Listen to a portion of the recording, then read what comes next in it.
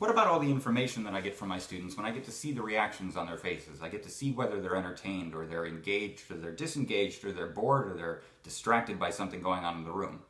This is a good question, but it's predicated upon a mistaken assumption. I'm essentially a social psychologist, and so the way that I look at the world is through the influences that people, or the perceived presence of people, have on my behavior. And you see that in the classroom environment, this is a big deal. It's something that slows me down immensely. Let me explain how. I'm worried about not just whether my students are engaged, because I think that's important to their education. I'm also worried about whether my students think that I'm interesting personally, or whether I'm funny personally, or whether my hair's messed up that day and that's something that's bad for them.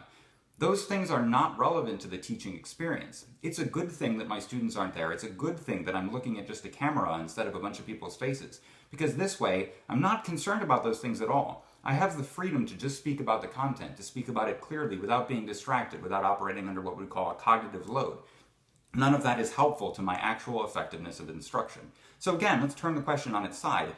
What efficiencies do I buy when I am not any longer worried about whether students are interested or they're amused by my speaking? Because if a student's really not interested, the student can pause a video and come back when she or he is interested in the content. You can't do that in lecture. Instead, you make a bored face. That throws me off, and then all of my pacing and all of my delivery is no longer efficient. That's a problem. This is an advantage.